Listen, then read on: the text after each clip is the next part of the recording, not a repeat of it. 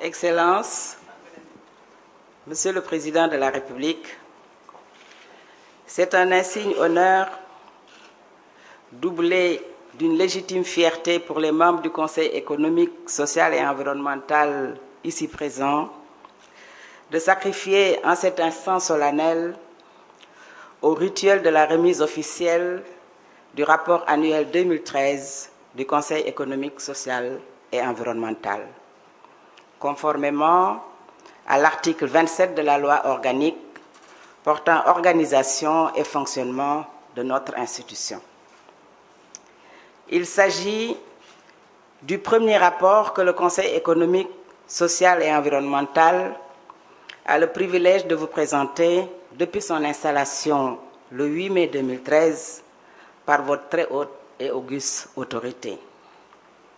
Permettez-moi, Monsieur le Président de la République, de saisir cette occasion pour vous réitérer mes très sincères remerciements ainsi que ceux de tous les conseillers et membres associés pour l'honneur que vous nous avez fait en nous donnant l'opportunité de servir notre pays au plus haut niveau.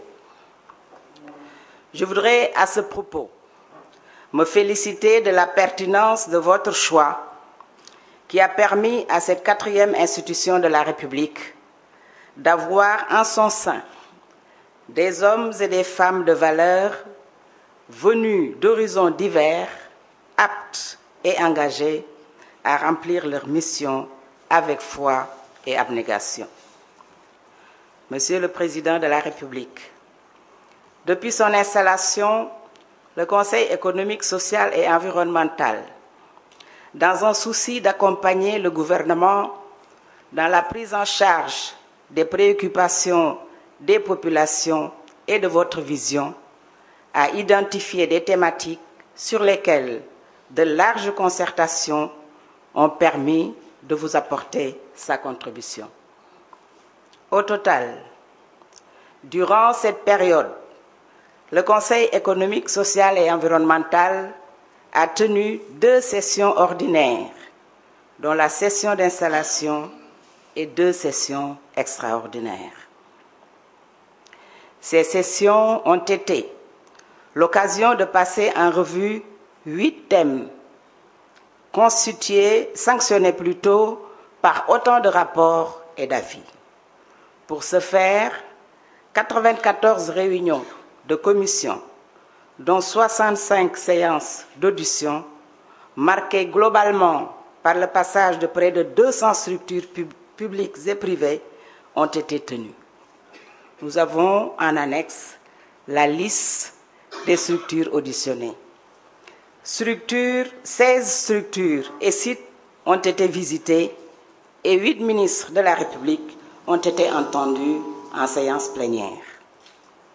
À ces différentes activités, il convient d'ajouter les travaux effectués pendant les intersessions avec l'organisation d'un séminaire de formation des conseillers et des agents de l'administration, de divers panels et conférences auxquels ont participé d'éminents acteurs de la vie socio-économique, des auditions de différentes structures publiques et privées, des visites de sites d'entreprises publiques et parapubliques, et j'en passe. Monsieur le Président de la République, l'étude de ces thématiques diverses et variées a permis de faire des diagnostics et de proposer des solutions en vue d'une meilleure prise en charge des attentes et aspirations de nos concitoyens dans les secteurs passés en revue. Ainsi, ce rapport contient des recommandations fortes. 1. Dans le secteur de la santé, pour assurer une meilleure prise en charge des maladies chroniques au Sénégal. 2.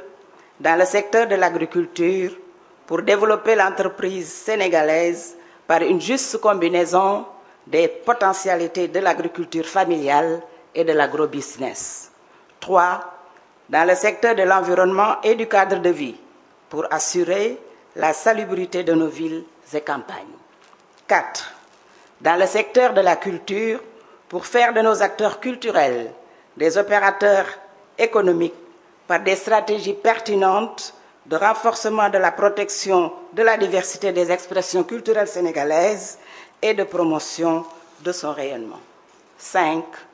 Dans le secteur de l'énergie, pour assurer la sécurité énergétique dans notre pays par un approvisionnement sûr et au meilleur coût. 6. Dans le domaine de la décentralisation et du développement local, pour ériger des collectivités locales aptes à servir de réceptacle à la territorialisation des politiques publiques dans le cadre de l'acte 3 de la décentralisation. 7. Dans le domaine de la promotion de la bonne gouvernance, pour rationaliser l'utilisation des ressources publiques à travers l'efficacité des instruments de promotion de la bonne gouvernance. Et enfin, 8. Dans le domaine de l'emploi des jeunes, pour mettre en œuvre des stratégies opérationnelles innovantes et pertinentes de création d'emplois pour les jeunes. Telles sont, Monsieur le Président de la République, les grandes orientations du rapport, qui ont été déclinées en un ensemble de recommandations opérationnelles dont la prise en charge pourrait contribuer à l'amélioration des politiques publiques. L'analyse contextuelle des secteurs traités au cours de l'année 2013 donne ainsi un aperçu assez précis de la situation économique, sociale et environnementale de notre pays. Aussi, me plaît-il de saluer les importants efforts entrepris par le gouvernement pour mettre le pays sur la voie de l'émergence économique dans un climat social apaisé à travers les mesures ci-après prises pour l'amélioration du pouvoir d'achat des populations. Il s'agit 1. De la baisse des prix des denrées de consommation courante, des loyers et de la fiscalité sur les salaires. 2. De l'octroi des bourses aux familles les plus exposées à la précarité. 3. De la couverture maladie universelle. 4. De la signature du pacte de stabilité sociale et d'émergence économique. Enfin, 5. De l'adoption et de la mise en œuvre du plan Sénégal émergent. Le Conseil économique, social et environnemental, par ma voix, vous adresse ses vives félicitations pour ces importantes décisions qui, à coup sûr, vont impacter positivement de la vie de nos citoyens, les conditions de nos citoyens. Cependant, force est de constater que de nombreux défis restent encore à être relevés, eu égard à l'ampleur de la demande sociale. C'est pourquoi le Conseil économique, social et environnemental vous encourage dans la poursuite des efforts déjà engagés, tout en vous renouvelant son entière disponibilité et son soutien sans faille. Dans ce cadre, nous comptons bien poursuivre notre action en nous inscrivant résolument en droite ligne des défis que le gouvernement, sous votre haute impulsion, ambitionne de relever, notamment à travers la mise en œuvre du plan Sénégal émergent, le PSE, et la pacification de l'espace scolaire et universitaire. À propos du plan Sénégal émergent, je voudrais, Monsieur le Président de la République, humblement réitérer la suggestion que j'avais faite à votre Excellence par note du 23 juillet 2014 pour la sécurisation de cet ambitieux programme par l'adoption d'une loi-programme y afférent, comme l'autorise le dernier alinéa de l'article 67 de la Constitution, pour lui permettre de survivre aux contingences des régimes politiques. En choisissant d'examiner la première session, durant la première session ordinaire de l'année 2014, les thèmes relatifs au financement de l'entreprise sénégalaise et à la participation des nationaux au programme Sénégal émergent, et au dispositif de prévention et de gestion des crises dans l'espace scolaire et universitaire qui ont fait l'objet d'un avis, notre institution veut montrer toute sa disponibilité à accompagner le gouvernement dans l'opérationnalisation de cette noble et ambitieuse vision, patriotique également, et dans l'instauration d'un système éducatif permanent et apaisé. Les recommandations du Conseil que nous avons émises sur ces questions figurent dans le rapport de la première session ordinaire de l'année 2014 que vous voudrez bien accepter de recevoir en même temps que le rapport annuel 2013. Monsieur le Président de la République, sur le plan international, l'institution s'est résolument engagée dans son domaine de compétences, bien sûr, à renforcer le rayonnement de notre pays à travers notamment son action au sein de l'Union des conseils économiques et sociaux d'Afrique, communément appelée l'UCESA, au sein de l'Union des conseils économiques et sociaux et institutions similaires francophones, appelée l'UCESIF, mais aussi au sein de l'Association internationale des conseils économiques et sociaux et institutions similaires, l'AICESIS. Ce qui a d'ailleurs valu à notre institution d'être portée à la présidence de l'Union des conseils économiques et sociaux d'Afrique, l'UCESA, pour la période allant de 2013 à 2015.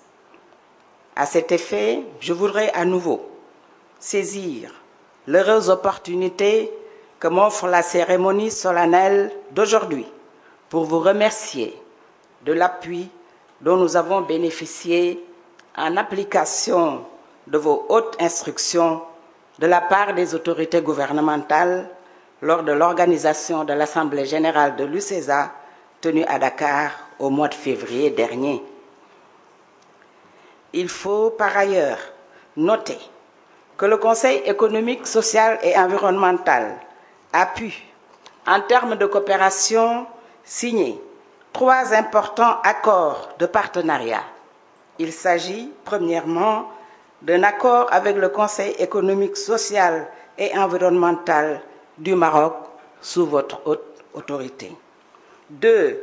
D'un accord avec le Conseil économique, social et environnemental de France. Et enfin, troisièmement, d'un protocole d'entente avec l'Association internationale des conseils économiques et sociaux et institutions similaires, l'AICESIS, association dans laquelle nous assurons la représentation de l'Afrique dans son conseil d'administration. C'est donc dire que nous avons des perspectives heureuses d'échange et de partenariat dynamique, ce qui nous maintient parfaitement dans le sillage des orientations que vous avez données à notre diplomatie et qui visent, entre autres objectifs, à revaloriser les axes de coopération nord-sud et sud-sud et à améliorer la visibilité du Sénégal par la diversité des niveaux de partenariat. Monsieur le Président de la République, le Conseil économique, social et environnemental est le conseiller privilégié des hautes institutions de notre pays. Nous demeurons donc convaincus que ces institutions, destinataires de nos recommandations, en feront le meilleur usage pour un développement harmonieux de notre pays fondé sur la croissance et le progrès social. D'ailleurs, tout en se félicitant de la précieuse collaboration du gouvernement et de l'ensemble de ses services pour l'élaboration du rapport, nous reconnaissons qu'il s'agit là d'une réflexion partagée à laquelle chaque membre de notre administration a apporté sa contribution. Mais comme vous l'aurez constaté, Monsieur le Président de la République, notre rapport annuel est le fruit d'un travail d'autosaisine exclusivement. Aussi, voudrions-nous inviter le gouvernement très respectueusement et l'Assemblée nationale à procéder à des saisines régulières du Conseil sur des questions d'actualité en vue de permettre à notre institution de jouer pleinement son rôle d'organe d'aide à la prise de décision. Aussi, serions-nous très honorés de recevoir Monsieur le Premier ministre pour la présentation en séance plénière d'une communication sur la prise en charge par le gouvernement des avis et recommandations du Conseil économique, social et environnemental, conformément à votre volonté exprimée lors de la cérémonie d'installation des membres du Conseil.